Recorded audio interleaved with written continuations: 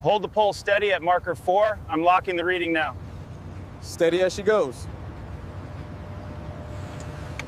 Hold it right there. We need to reroute the concrete pipes first. All right, I'm starting on the east side.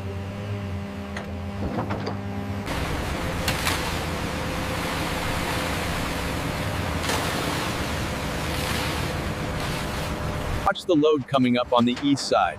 Make sure that connection is secure before they set it down.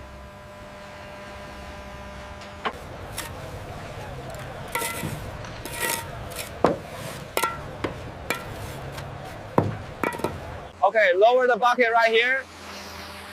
Watch the edge, keep it moving towards the center. Hold it steady. Lower it down slowly. Got it. It's almost seated.